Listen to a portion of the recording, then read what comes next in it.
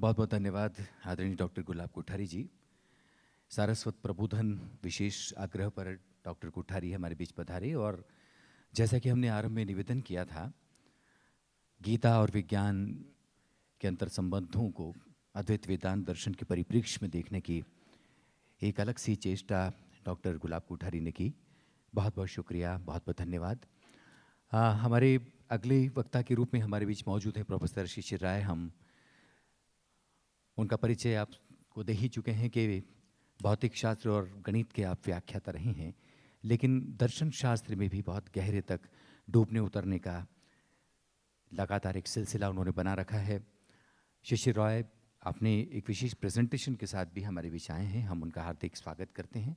शिशिर राय से निवेदन है कि अद्वैत वेदांत दर्शन को विज्ञान के परिप्रेक्ष्य में हम सब तक पहुंचाने की हमारा निवेदन को स्वीकार करें। बहुत स्वागत।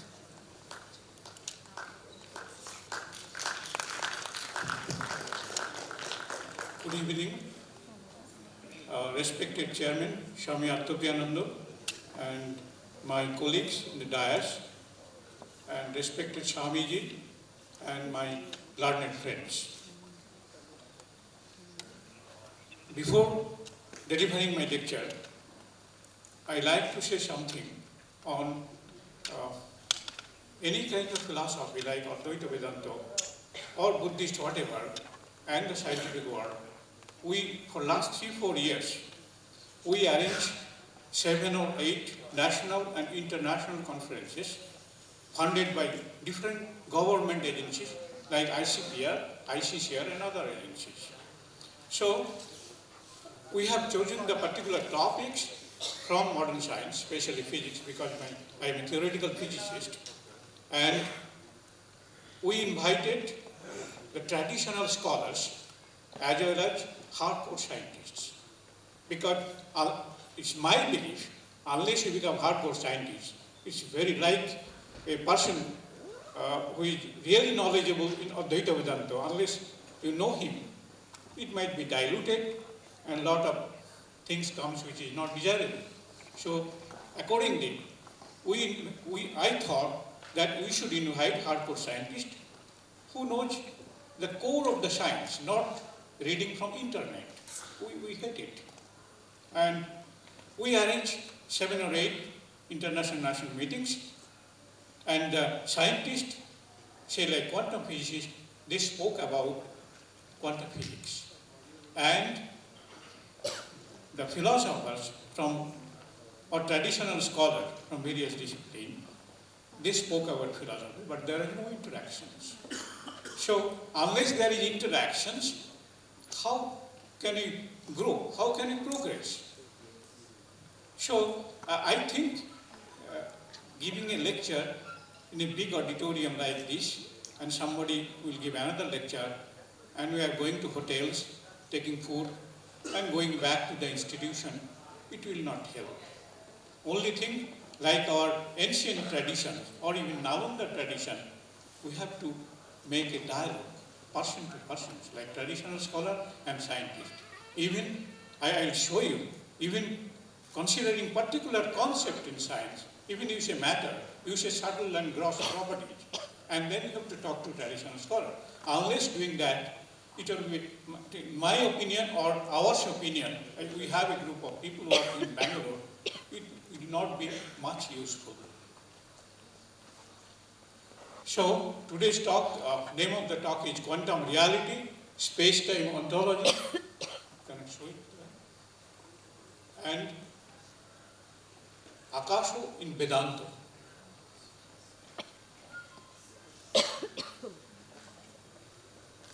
So, plan of my talk is what is quantum reality and ontology of space-time, and then concept of Akasho in Vedanta, and what is the possible convergences. Why I have chosen? Because this is one of the areas where for centuries after centuries, different Indian philosophical schools, they debated on the issue. And we scientists, modern science is how old? It's 300 to 400 years old. So we are also debating this kind of issue. So let us see what can you do, whether they are totally convergent or totally divergent. But before that, one very pertinent question, my institution or my funding agency, normally they will ask that being a theoretical physicist, you are going to that kind of conference and spending your time. What is your justification? And justification not to them, but justification to myself. Whether I will gain insights from traditional wisdom, or even my students who are now established all over the country or outside, they will ask, sir, why will go to this kind of conference? Really it will help? Really it will be relevant to our research? These are the questions that are coming out repeatedly. And we are thinking seriously, and you are learned people here, you can also tell us what is the way out.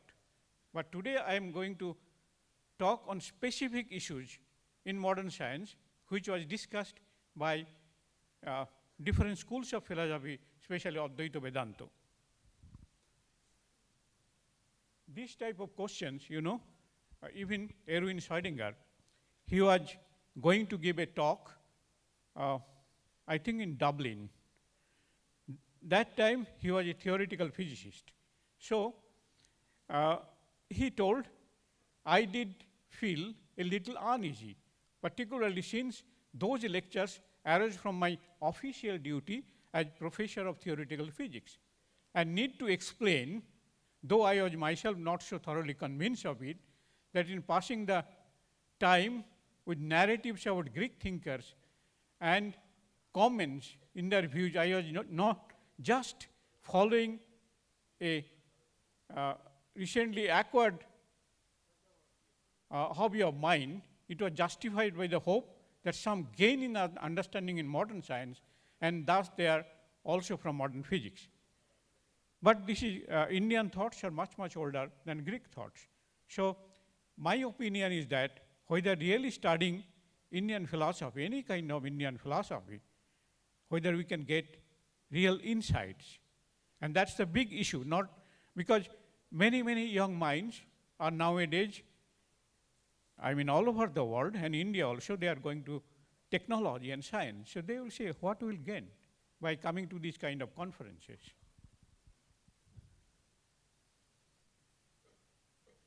So what is our queries? Our query is my lecture, which explores the universe in all its glory and nakedness. It connects, it contains, it structures, it associates with space and times, it birth and evolution leading to appearance of matter. This is like the quest for human civilization, looking at the sky, how the stars are coming, how the planets are coming, what they are, this kind of query coming up and up for many, many centuries. So they ask, what is the origin of the universe? How this even the physical universe come up?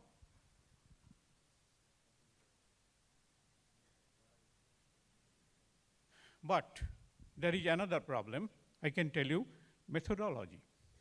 Methodology, we say in science, it is called empiricism. And methodology used in Indian tradition called introspection. So,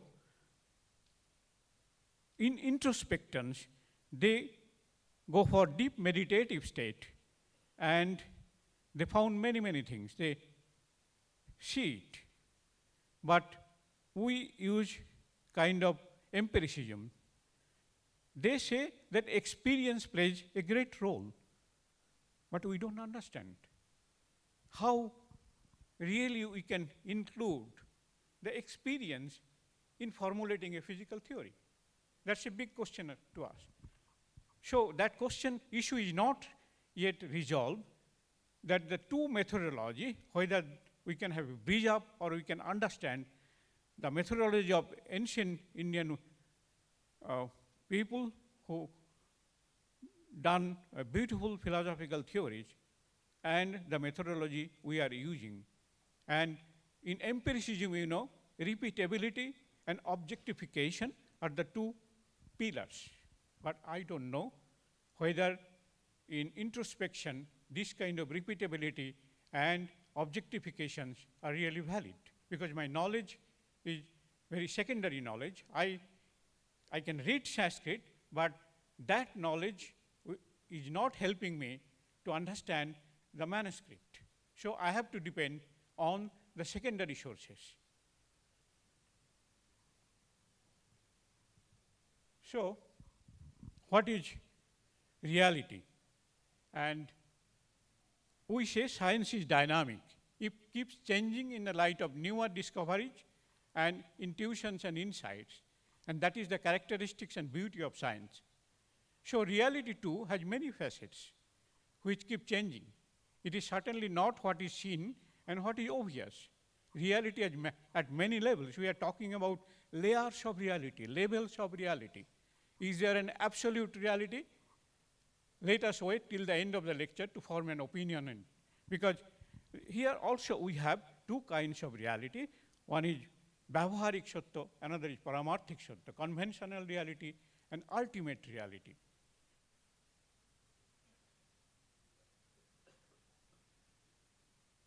So, as I told you, when I say reality, reality of what? I mean, we deal in science, reality of what? The answer is simple. Reality of everything that comes into experience, directly or indirectly, the universe. So our experiences clubbed together tell us that there are two kinds of worlds. The external world, common to all of us, the objective world, and the internal world, that is the unique and private to each one of us, we say subjective world. And is the objective world really objective, independent of us? Scientists proceed on the basis that it is so.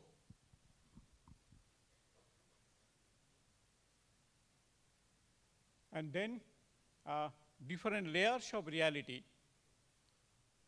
We can think in physics and in modern science itself. I am not going into details of this one. Next one, famous physicist in Princeton, John Wheeler. He made a famous statement about reality. He told, physical reality has thus moved from matter to molecules, molecules to atoms, atoms to protons, neutrons, electrons, quarks, leptons, then ultimately space or vacuum and geometry of space. Then comes to the matter. So ultimately what we reach, a kind of vacuum or space, and then geometry. So what we called in science up till now, ultimate reality is kind of vacuum or space, and then comes geometry, then comes manifested the universe, and then radiation, elementary particles, then they club together, cluster together, comes galaxy, planetary motions, and ultimately we are the human being. We are looking back into that. I will show you pictorially within a minute. So before that, we are going to quantum reality. What is quantum reality? Ontology is traditionally on an a priori discipline, purveying its categories and principles independently of mere facts. So there are two ontology. One is quantum ontology, another is field ontology.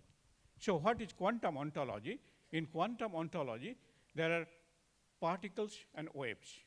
But if you go further down, if you define more and more quantum theory, then it comes quantum fields. So in case of fields, there are no particles. Quanta of the fields. So either you take field or its quanta, which is fundamental. Some people say that field is the more fundamental. Some people say quanta is more fundamental. So we have two opinions. One is field ontology, another is quanta. What is quanta? Suppose you think of electromagnetic wave.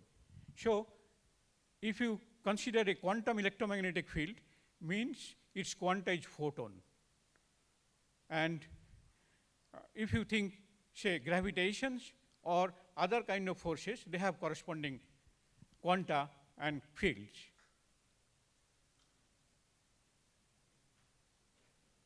So when we say ontology, you might ask, I mean, most of you are philosophers, don't ask me from that angle what we think. We physicists think what is mean by ontology of a physical theory. You might say that no, okay, strictly from philosophical point of view, this is not true. Because I like to interact, I like to have an opinion. We need a dialogue. So the famous physicist, or he is a philosopher of science from Boston University, Chow, he's a Chinese guy. He wrote, he defined ontology of any physical theory as an irreducible conceptual element in the logical construction of reality that is concerned with the real existence, that is, with autonomous existence without reference to anything external. So this is our definition of ontology, ontology of a physical theory.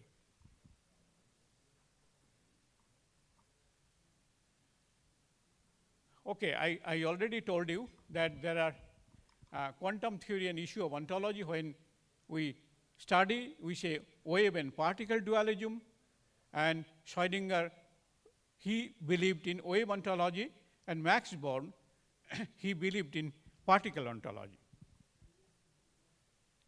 And it will be worth mentioning that many people here, they think that Erwin Schrödinger, he believed in Eastern thoughts, consciousness, and other things, and so he also thought of quantum theory in terms of Eastern thoughts. No, this is wrong. In his biography, if you go through the biography, in every para, he mentioned Upanishad. He mentioned consciousness, fine. But when he come into physical theory like physics, quantum theory, he never mentioned Eastern philosophy. There is a person in Paris whose name is Michel Vidbol. He is now studying the biography in details. I asked him 6 months before, he was in India, that tell me any context where Schrödinger used the concept of Upanishad or science in understanding the problem in quantum theory. He told, no, I don't know. So why Schrödinger avoided it, I'm not sure. So we have to be very careful. I mean, some people say, well, connectedness is there in Advaita Vedanta. So in physics also there is connectedness. But we have to say concretely what is meant by connectedness in physics, in quantum theory. Why I am saying physics? Because we think that laws of physics govern everything in the universe up till now, even the subjective experience like qualia. I mean, the like redness of the flower. So that is the arena. Either laws of physics explain the subjective experience like qualia, or we need a new paradigm. That is the issue, new frontier going on neuroscience and also in physics.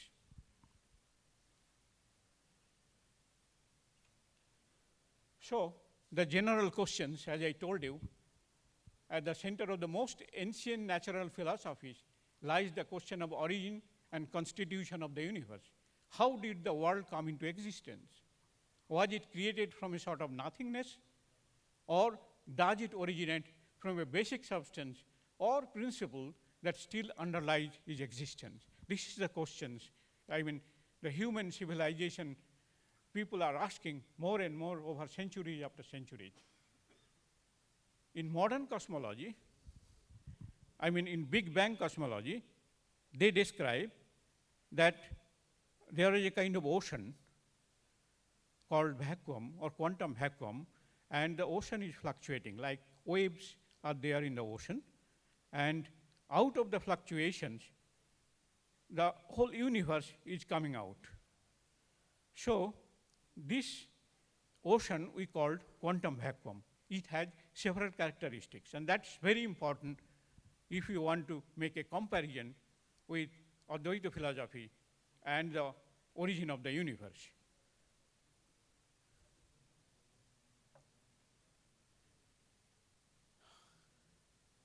And in quantum vacuum and ultimate reality, if you consider in ancient wisdom, the immediate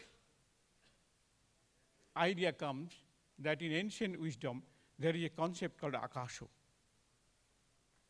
So, in Kashmiri Shaivism, they say there is spanda. There is a vibration in the space, or Akasho, we say space. The translation is that. So, according to Kashmiri Shaivism, they say spand. Spand means vibration. And out of vibration, everything, other elements are being created. So, at the level of Akasho, there is no concept of time, no concept of matter. Only there is a concept of space. So, space and vibration, this is like our quantum vacuum. But we have much more in quantum vacuum, which is not in Akasho, and there a kind of dialogue may be opened.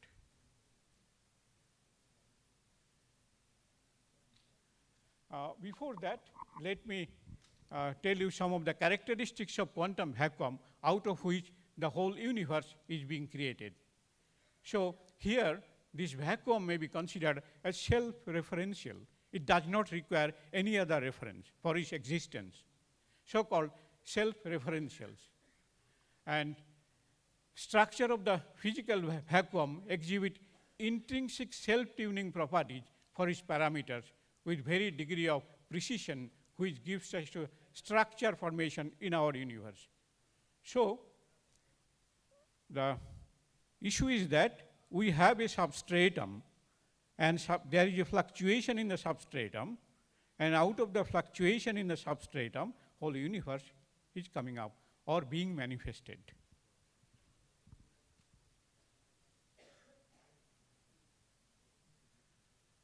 So this is the, pictorially, we can depict the whole Big Bang scenario. You know, there is a point, I mean, we the human beings are here. From here, we are looking back, because when the universe was created, there is no human being. So, the point Big Bang happens, then during evolution, the galaxies, supernova, planetary systems, all others are coming. So the birth of the universe, or the manifestation of the universe, comes from the fluctuation in the vacuum. And if you ask, is there the space and time exist before Big Bang? The scientists say this is not meaningful questions, because we don't know. There is no existence of the universe. So how can you say there is time? But maybe space was there. Otherwise, where lies the fluctuations or sponge?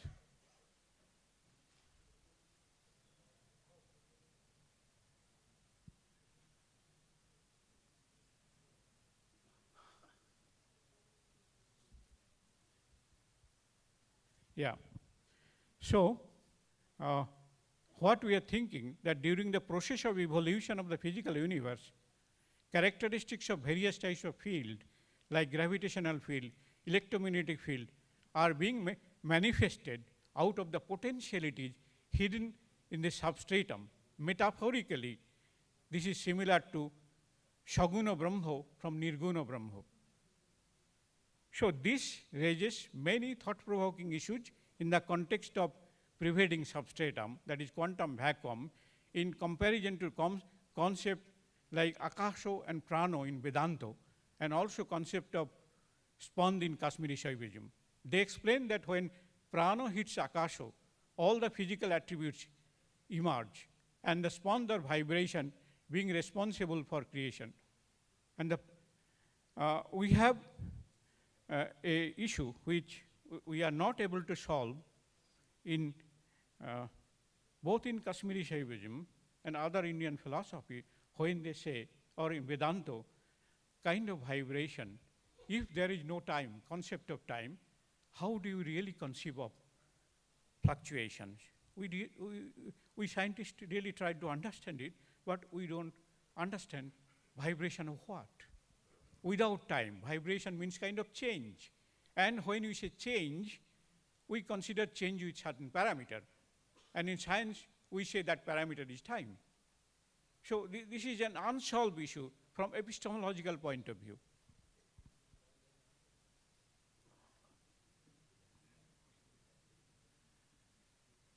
Now I'm going to concept of Akasho and different Hindu schools of thoughts. The Sanskrit words Akasho or space derives from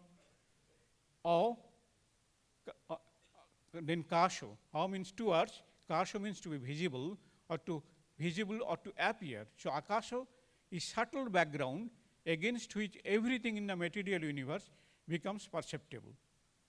So the doctrine of Akasho as the origin of all things came rather in the history of Upanishadic thought. The three classical philosophical schools, Vaisheshiko, Shankara, and Advaita Vedanta, discuss the concept of Akasho in great detail. And Akasho is regarded as something transcendenting the very notion of elements in the Upanishad. It is sometimes stated the closest approximations to Atman and Brahman as a form of presence, as the most appropriate symbol, or even as a name of Brahman itself. Then let me go details, other slides, because we have running short of time. So what is the metaphysical status of Akasho? Since it is devoid of color, taste, touch, and smell, Akasho is imperceptible. Apart from being imperceptible and the medium of sound, Akasho possesses some other attributes like all pervasiveness, eternity, then unity, no activity, number, separateness, conjunction, and disjunction. These are the properties you can attribute to Akasho. Now, make a comparison with quantum vacuum and Akasho. Both have substantiality, potentiality, cosmogonic primacy, non-perceptibility, and all pervasiveness. So these are the common characteristics both in physics, quantum vacuum in physics, and correspondingly Akasho. But there are differences also. Then I'll go to difference. If I say differences, then it will be easily discuss the mantra 4 in Isopanishad. Because when you say quantum vacuum, there are fields, all kinds of fields are there. No particles, no quanta, nothing. Because there is no observer, there is no physical universe. So there is space and time, because to describe quantum fields, you need geometry, you need space and time. But I told you in Akasho, though it is space, but there is no concept of time. There is no concept of other elements. So I am tempted to quote the mantra 4 of Isopanishad. Anijado ekam manaso javyo noinad devo apnubham purvam arshat tad dhatu annayan ateti tistat tasmin apo matarishwa dodhati. So Shankaracharya, he had a commentary on this also. But there is another interesting commentary given by one traditional scholar, maybe in 1886. And he tried to explain the word Matarishwa is a compound of two words, Matori and Swas. The word Matori, as the substratum of distance from the root ma, means to measure. So Akasho, he considered, is a substratum of distance, because as such, there is no concept of distance or geometry. We say distance means, say, triangle or straight line. These are geometrical concepts, and that geometrical concept, he thought it coming from word Matarishya. What is meant by that in modern terminology? So it means there is a space which breathes, so kind of breathing space. So in modern terminology, modern physics and mathematics, we say this is a fluctuating space, or in more technical terms, it is called statistical geometry. And physicists and mathematicians are now deeply involved that starting from statistical geometry, how everything you can derive. So maybe this kind of interpretation will be useful for our understanding, because mathematically there are many spaces which are called topological space, but they are not metrizable. Means in those spaces you can draw a distance, you can draw a line, you can draw a triangle. There are some spaces, they are metrizable in the sense you can define distance, you can define triangle, you can define quadrangle, etc., etc., all the geometric structure. So according to Mantra 4, we have a space which breathes, means we have a geometry which is statistical or fluctuating geometry. And many, many works are coming. And I have also written a book on that, published in 1999. This is published by Kluwer Academy from Netherlands, Statistical Geometry and Application to Microphysics and Cosmology. Then another problem comes. When we say quantum vacuum, means it contains all kinds of potentiality, all kinds of seeds, all kinds of memory, we say, because there are fields in the potential form, and that potentiality actualization when the universe is manifested. So in the universe, you have various type of fields, like electromagnetic fields, weak field, gravitational field, strong fields. So how these fields are coming up? We say in the vacuum or substratum, they have a potentiality. And out of that potentiality, this kind of manifestation is possible. And there is a close analogy here with Advaita Vedanta. If you look at Vedantic text, that unevolved name and form is a state prior to the manifestation of the world, in which state names and forms, nama rupa, which specify the content of every individual manifestation, are still unfolded and not manifested. It denotes the state or bija shakti, which means seed potency or seed power, indicating in inherent power or capacity of manifestation. Even Shankara, in one of his commentary, he described seed of the world. It is called seed of the samsara and also the phenomenal world. But Shankaracharya, he made a commentary on the same mantra 4 of Isopanishad, and Matarishas, he told it's a Vayu. But even after Vayu, the other elements like op and other elements are coming out. So you can think of the Vayu as a substratum, because water has a different property, subtle properties. But Vayu has a different property. So maybe Vayu is a kind of substratum to hold that property of the water or other elements. Okay. Yeah, I'm just correct.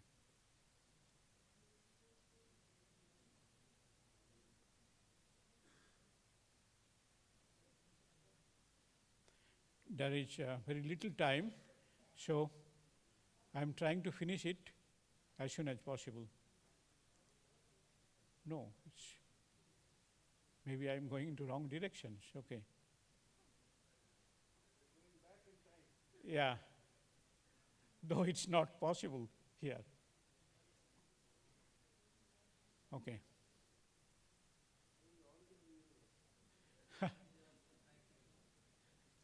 There is opinion, but modern cosmologists, all of them are not have the same opinion.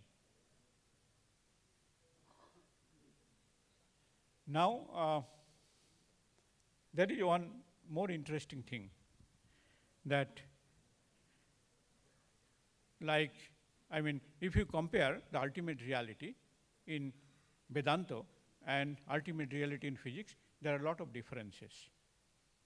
So, these differences mean in ultimate reality, in our case, quantum vacuum, space-time fields, lot of elements are there.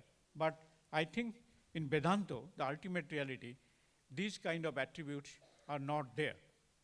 So, scientists are thinking, can we think more irreducible elements, more fundamental elements than the concept of, usual concept of space and time?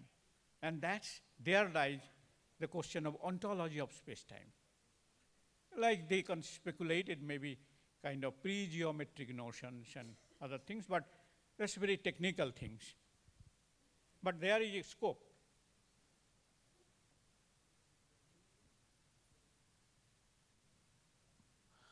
Now, ontology of space-time and connectedness. This is very important, and I have been listening the lectures on Advaita Vedanta. They are saying connectedness. What is meant by here? In quantum theory, there is a concept called non-locality. Non-locality means if you consider two entities, say two electrons, and in the beginning they were in the same state. Now if you separate it for many, many kilometers, or even here and the satellite, it seems they are connected.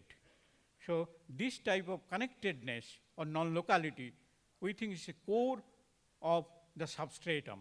So maybe this is one of the arena we can think of in comparison to Advaita Vedanta, connectedness and quantum theory. And we have already published a book with American mathematicians on this issue, half mathematical and half philosophical. It's published from New York.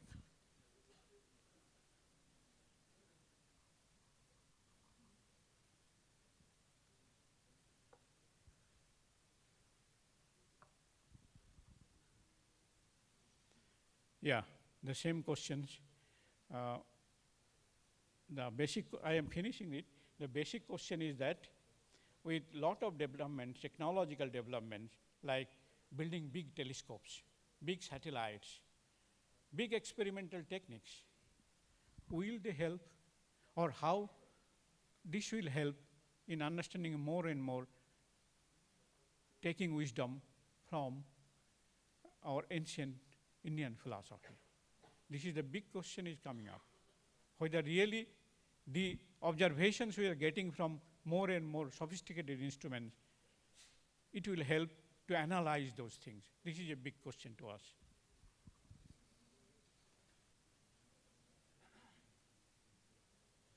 And finally, does it make sense to resort to ancient methods for resolving the issue at all? We don't know the answer. It's very, very difficult questions. One of our books on this issue is going to be published from New York within this month, called Understanding Space-Time Causality in Modern Science and in Ancient Indian Wisdom. But we are not able to resolve the issue. Okay. So last slide, maybe proposal for a dialogue between modern physicists and Advaita Vedanta. What is that? There are inherent problems, I mean, in making a comparison, there are inherent problems with conceptual comparison involving systems with different aims, method, and theoretical frameworks, because methodology is completely different. Modern physics and Advaita Vedanta share a common epistemological truth, which is the sense perception and reasoning provide only a limited knowledge of what is, of the side of science, amounts to denial of scientific knowledge as an ultimate explanation of reality in itself. In the process, some philosophers and scientists along the lines of instrumentalism has rejected the very concept of reality in itself, while others along with the lines of open realism has located reality in itself beyond the scope of scientific inquiry. Thank you.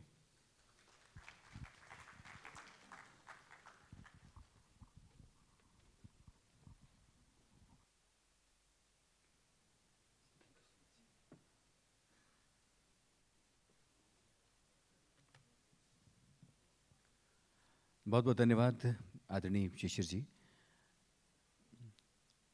भौतिक शास्त्र और गणित के छात्र रहे हैं, आचार्य रहे हैं, लिहाजा उनका जो वक्तव्य था उतना ही कैलकुलेटिव, उतना ही गणितीय और उतना ही समयबद्ध। बहुत बहुत धन्यवाद।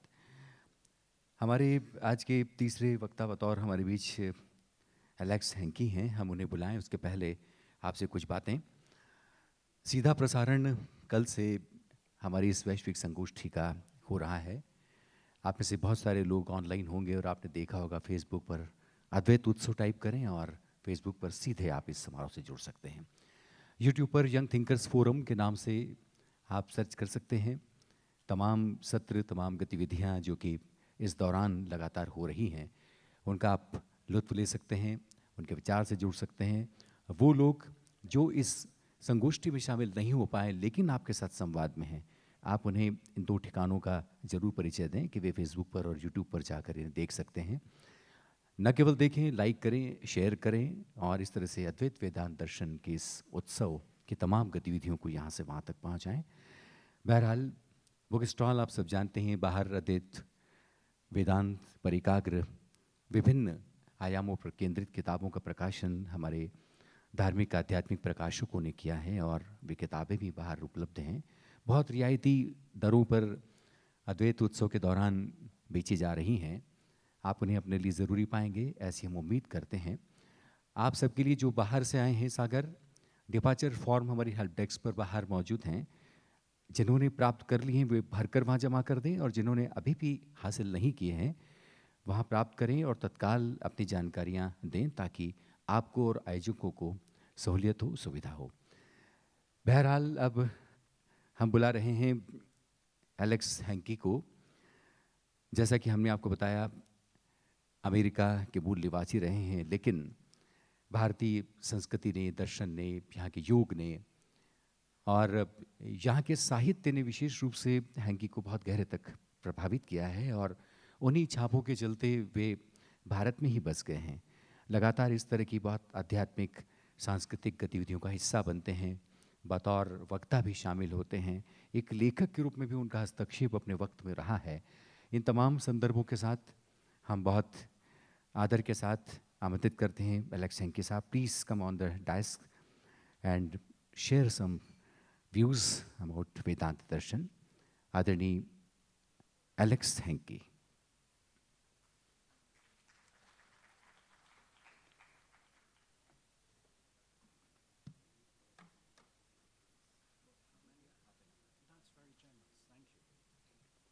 That's not, yes, mine's the next one.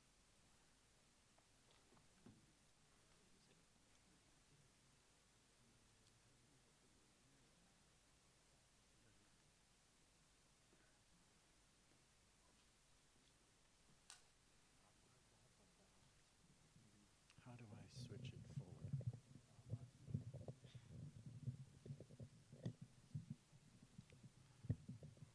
It's okay, it's fine. Richo Acharya Paramavya Man, Yasmin Deva Adi Vishve Nishidu. Yastana Veda Kimricha Karishyati, Ya Itad Vidusta Ime Samasate. This was one of my master, His Holiness Maharshi Mahesh Yogi's favorite translations, favorite quotations from the Veda. He translated it as follows. Knowledge is structured in consciousness. The term Acharya Parame, that which transcends the Akasha, the Chitakash, the Chidakash, and the Mahakash, the fields of information. That which transcends those fields of knowledge is consciousness. Knowledge is structured in consciousness in which reside the subtle impulses of creative intelligence, the devas. He who knows the Veda, he who does not know the Veda, what can the riches do for him? He who knows it is profoundly established in it. This is the essence, in a sense, of Vedic knowledge. It does not arise from human thought. The suktas are not hymns. It's incorrect to translate them into a word which refers to some human creation in language. They arise at the deepest level of cognition, out of which the whole universe is structured. Now, I want to talk a little bit about this in my talk. I want to say one or two more things in a more abstract sense. I particularly want to thank the previous speakers for their brilliant presentations, not just in this work, but for instance, Swami Paramananji Maharaj and Swami Paramatmanand Saraswati, to name just two of the members of the first session, the astonishing brilliance, and for not seeing the need to preach to the enlightened in the most intensely vigorous tones. Now, I say this to you, we are all preaching to the converted. We are amplifying our knowledge of Vedanta, and I am extremely honored to be here. I cannot thank the organizers enough for having included me at the commendation of the last speaker, who I'm deeply grateful to as well. When I first joined Maharishi International University as a founding faculty member in 1973, Maharishi gave us a beautiful instruction. He said, pursue analogies between the Vedic sciences and the Western sciences. Because when you get to the root of the analogies, you will be able to spell out the relationship between the Vedic sciences and the Western sciences. And Professor Sisir has shown you the admirable brilliance of pursuing an analogy so that you can eventually begin to spell out major contributions to the science of Vedanta and to the science of physics. And I really think we should all give him a big hand for making such a brilliant contribution on this level of upamana. We've heard it said that there are 5 pramanas and that Vedanta is pramana. Several speakers have told us this. Vedanta is a pramana. Upamana, which is one of the 5 pramanas, is a vitally important aspect of Nyaya, because it enables you to pursue a parallel until you begin to understand one subject in the light of a different subject. Now, today we live in the age of science. Science has its pros and science has its cons. But if you really want to persuade a person in another culture of the validity of a concept, of the validity of a thesis, if you can do it in scientific terms, it carries a persuasiveness which belongs to the value of our age. Now, in this regard, Vedanta, Sanatana Dharma, is of absolutely vital importance to the whole world.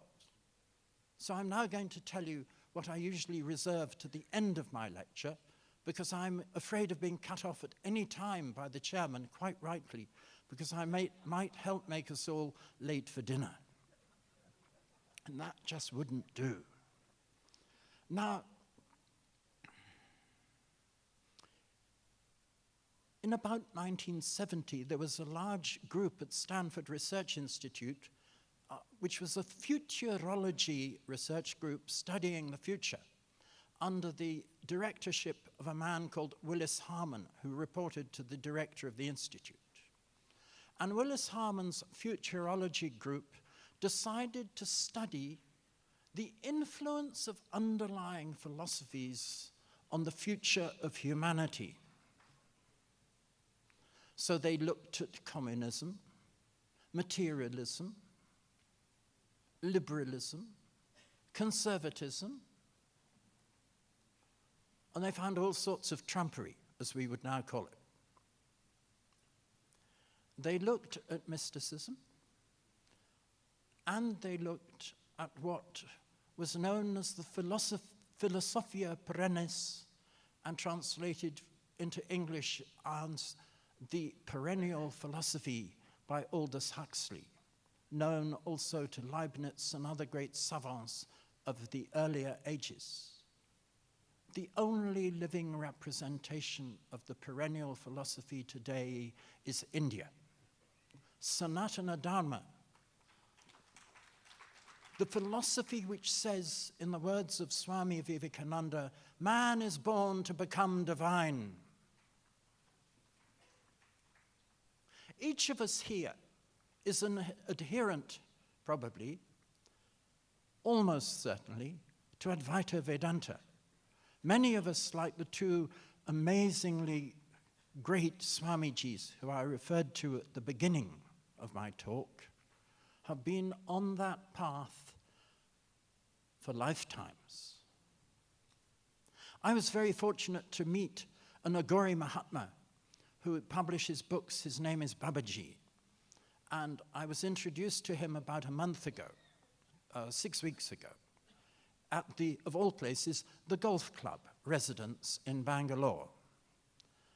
And he described to me how he was first introduced to his master at age 6. He had had fainting fits, and people thought he might have petit mal epilepsy. And as many of you will know, petit mal has a certain similarity to the effect of going into samadhi, deep samadhi. And they took him to a doctor, and they had his EEG, and they said, no, there's no trace of any kind of epilepsy in this child.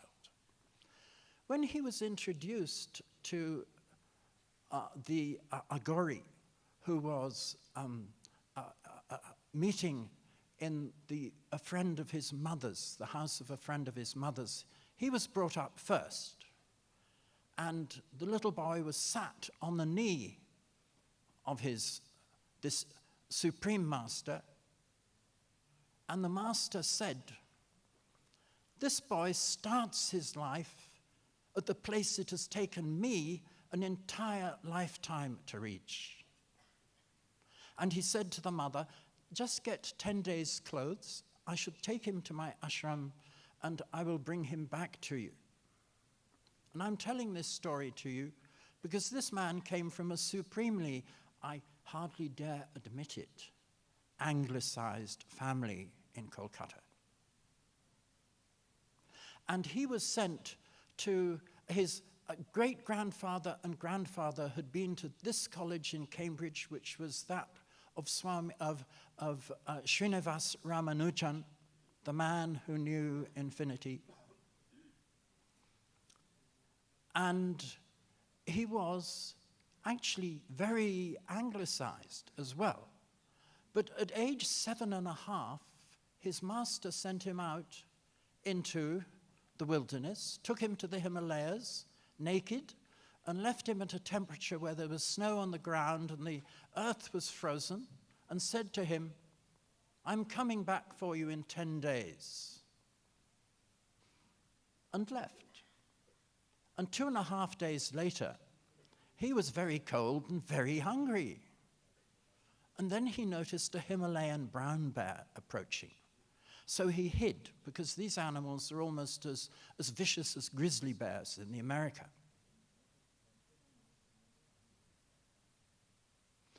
The bear stopped about the distance from him of that far, almost the distance of the screen that you can see the back of. It bent down, it scooped into the ground, it scraped away the snow, it broke through the ice, it unearthed a series of tubers, it ate some of them, and then it left. So nature provided him with his first full meal just by dint of this extraordinary miracle, which, if you understand the interaction between the Mahatmas and the Supreme, is quite natural. I'm not quite sure why I've taken all this time to tell you that story, but I find it prodigiously fortunate that I have been able to meet and to hear the talks from these very great Mahatmas. Thank you, sir.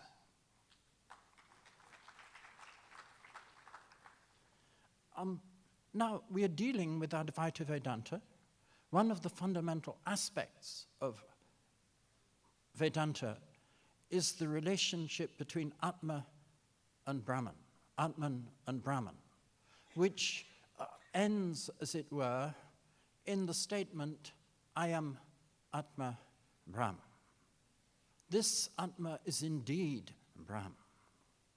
This that I experience within myself is the all-pervading substratum of the whole universe, as the previous speaker, Professor Sisir, so eloquently told us.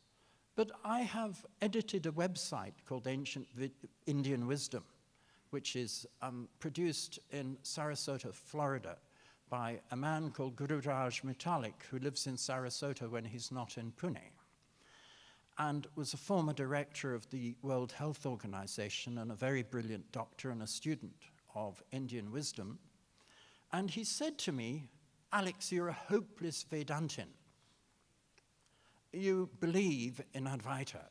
If you haven't read and studied all forms of Vedanta, as expounded by Madhavananda and all the other dualists and non-dualists, or sort of dualists, and Shankara, and if you're not totally confused, you have not begun to study Vedanta, because they all say logical things that he couldn't reason with, and he didn't know which to believe. I was very fortunate. My master, who came from the region of Jabalpur and was the chief brahmachari to Swami Brahmananda Saraswati, the Shankaracharya of Jyotirmat in the Himalayas, he taught us pure Advaita. I didn't have to worry about the others. But I had a very interesting experience that I want to relate to you. I went to meet a master living in Rajarajeshwari Nagar in Bangalore. I was introduced by one of my students, and she said, come, I will take you to a meditation with my master.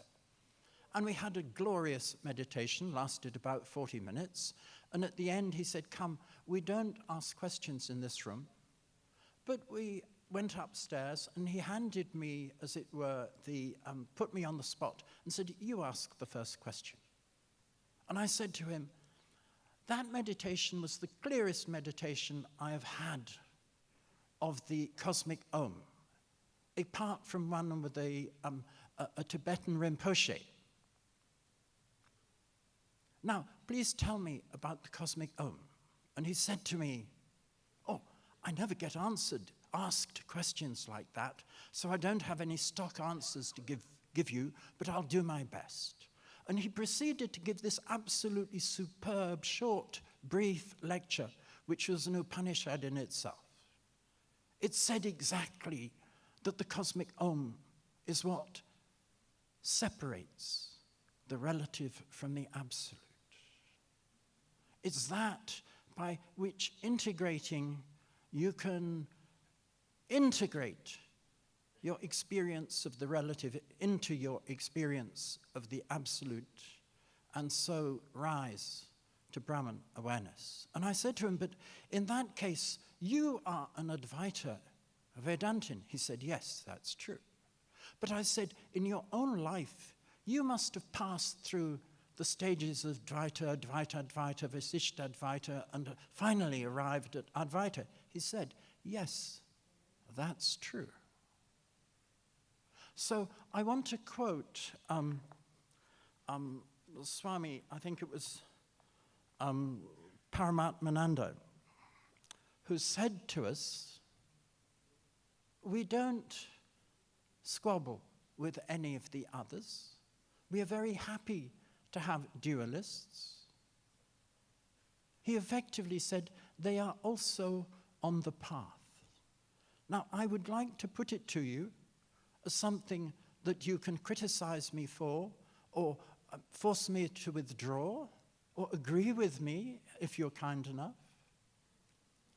that these levels of Vedantic realization actually have a sequence, and they are stages on the path to the highest level of moksha.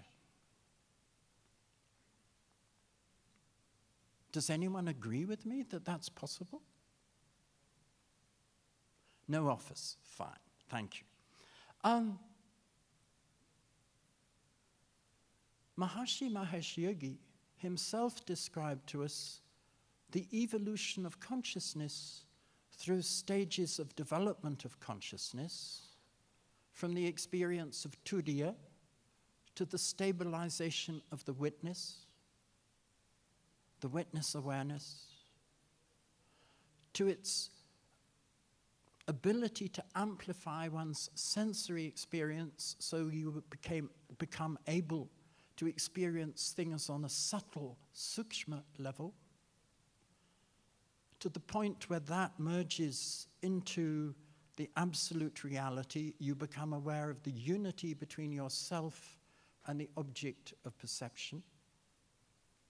And then the awareness that all this is enfolded into Brahman. And the identification becomes Aham Brahmasmi after the realization that I am Atma Brahman. Now, I'm a physicist, so I'm not meant to be talking Vedanta to you or making Vedantic speculations, for which I apologize. What I want to tell you is that I've worked all my life trying to understand these things from a particular perspective, which is modern physics. And what I want to tell you is that physiologies contain what we can call perfectly self-observing systems. And this is the encapsulated everything of what I'm going to talk about for the next 2 or 3 slides. A self-observing system has a loop of information in an infinitesimal circle.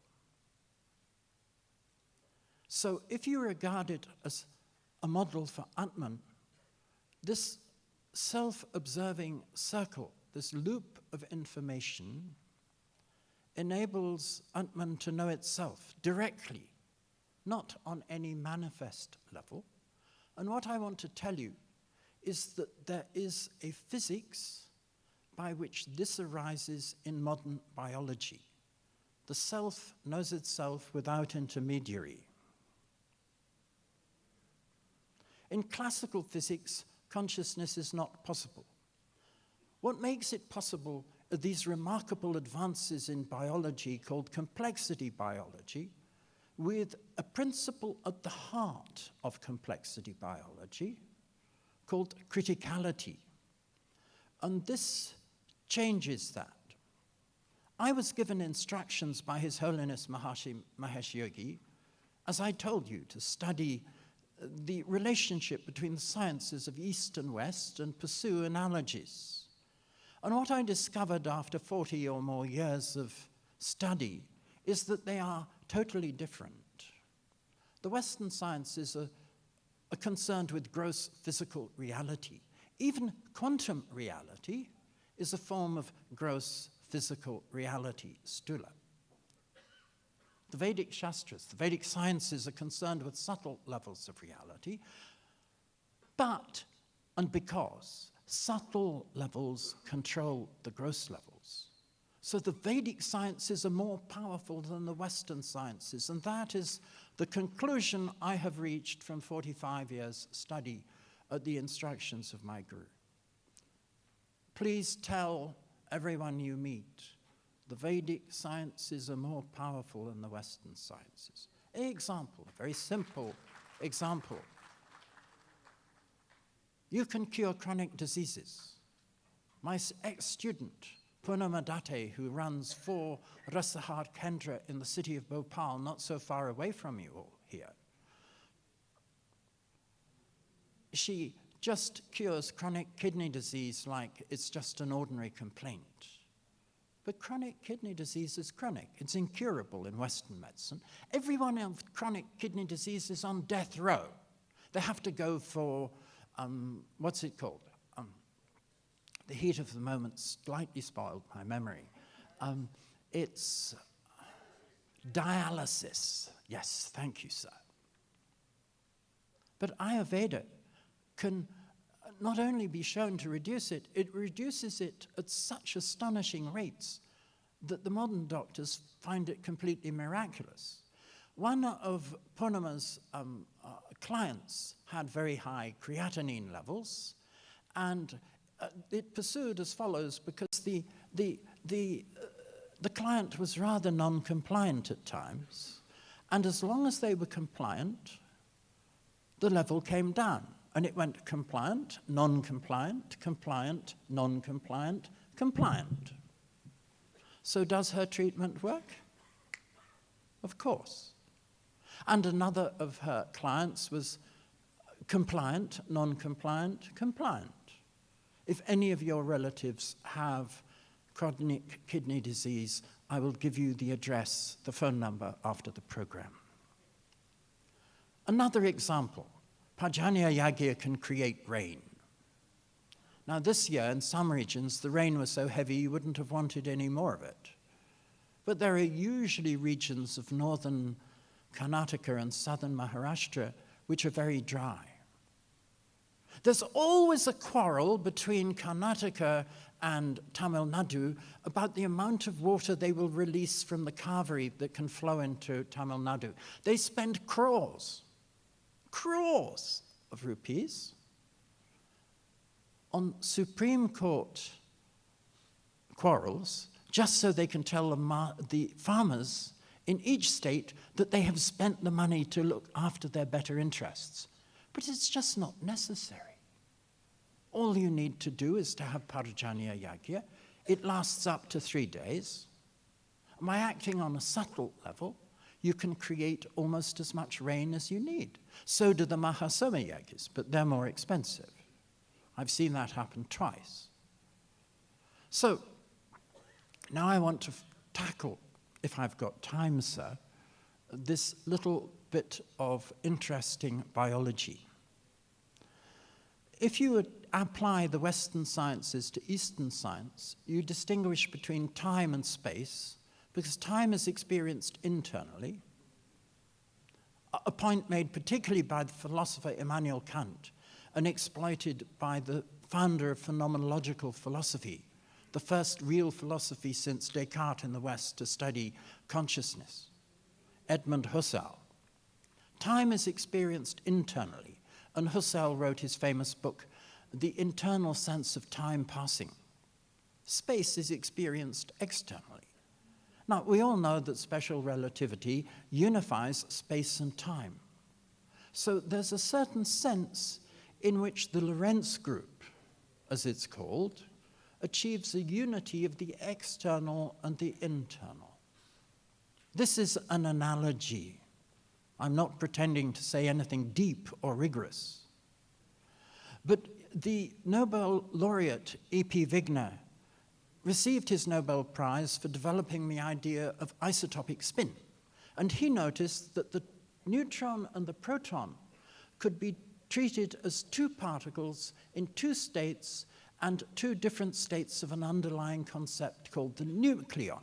And he was able to show very beautiful relationships between different nuclear isotopes. So this new spin concept unified different isotopes. It got called isotopic spin. And it's very profound in nuclear physics. Now, in elementary particle physics, what has been developed is the concept of symmetry groups that can unify all particles. And it demonstrates the fact that matter exemplifies unity in diversity. There is a problem completing this program. Many people believe it can be done. So the thought of Maharishi Mahesh Yogi was that Advaita can be realized through symmetry groups. So I want to tell you very quickly about what I call the Vada power model of biology, which I've published. Vada equates with the biochemical pathways. The power equates with the factors supporting them. Modern molecular biology is an open sandwich. It only has a lower power. It includes the ideas of DNA, RNA, ribosomes, polypeptides, enzymes which facilitate these things. Its failure, and no molecular biologist would ever admit this, they haven't even realized it. It lacks adaptability. It cannot survive. An organism with just the lower power cannot survive in the real world. Modern biology fails to understand this simple fact. But if you add an upper power, the upper power on the fifth line equates with the factors regulating them. In complexity biology, it includes a concept called criticality that optimizes regulation. It maximizes competitiveness, and the success is that by possessing adaptability, organisms thrive in their ecological niche. So, modern biology is totally different from the expectations of Descartes, totally different from the expectations of anyone up to the 1980s, 90s. It cites the loci of control of regulation at critical instabilities because criticality optimizes regulation. But consciousness has to be located at a locus of control. Otherwise, I can't control my fingers.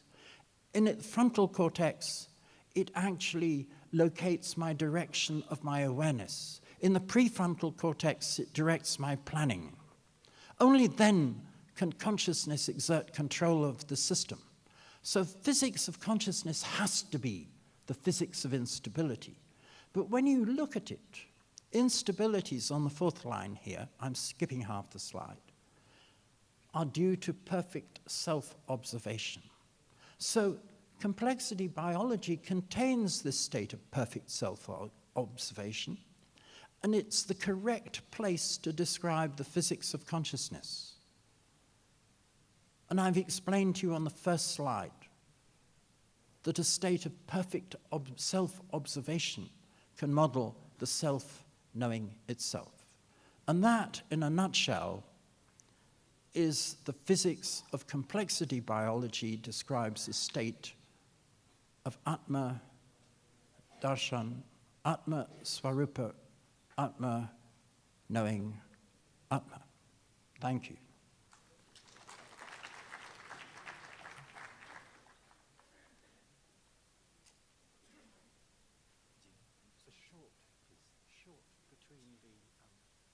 Thank you so much.